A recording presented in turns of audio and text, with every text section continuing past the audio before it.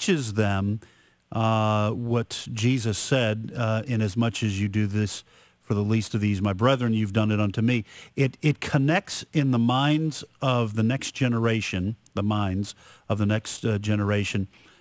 link between how we love our neighbor and how that demonstrates our love for God, which is something that is taught throughout Scripture. And in fact, in 1 John, for example, this is inseparable in the mind of the Apostle John, that you to say that you love God, but then if you hate your brother or you refuse to help those in need, the Apostle John says there's a disconnect here. You're doing the opposite. You are linking these two things in the minds of children.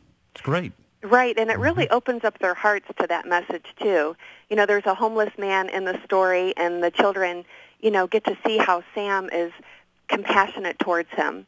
And so I think it really opens up their hearts to that idea. And I think it's why adults connect with the story as well, because they feel like, wow, this is what we've been missing in Christmas, is actually honoring Jesus in a way that would truly make him happy. And as you said, the Scriptures tell us that, whatever you did for one of the least of these brothers and sisters of mine, you did it for me. And that's, what Jesus taught us. And so what better gift to give him on Christmas than a gift that takes care of someone else? The Sparkle Box is the title of the book, subtitled A Gift with the Power to Change Christmas.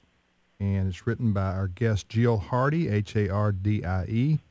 And Jill, thanks so much for spending time with us this morning. Much success with the book. We need more wonderful children's books that stress Christian values and especially this time of year, the Christian story, the Christmas story. Thank you so much for being on with us. Oh, and thank you for having me. And if your listeners want to check out some free activities, thesparklebox.com has some great ones that help get kids excited. Thesparklebox.com? That's correct. Thesparklebox.com. Okay, Jill, thanks so much. All right, thanks again. Okay, bye-bye. Thanks, Bye-bye. Jill.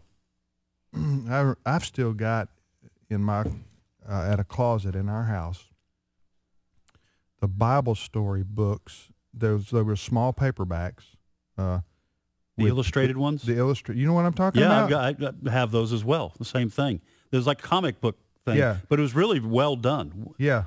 Yeah, you and I have never talked about this before. And but I still have those in my home, hoping that I use some, but not as much as my parents did with me.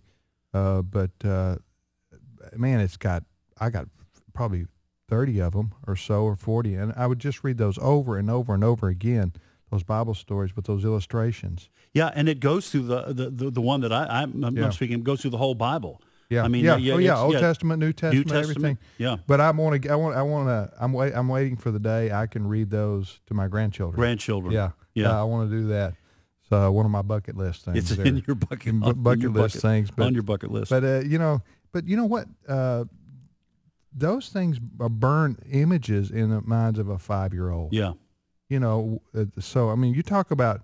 They always say children are the most impressionable. Yeah. That's true. I mean, you remember those things. And it's connected with spending time with your mom and dad. Exactly. I mean, that link, a child's heart obviously is already, tied to his parents, but you connect that, the warmth of that, sitting in bed. I remember my mom reading, books to me as well. And I remember reading books to my kids. And that's... Those are memories that do, I think, get burned quite deeply and are formative for children as they... And the stories get, so by the time you're 10 years old, you know who Moses and Abraham and Isaac and David and, the Apostle Paul. Yeah, you hadn't done, John MacArthur type Bible study, right? Or precept upon precept. But the foundation's been laid for those. Exactly. All right.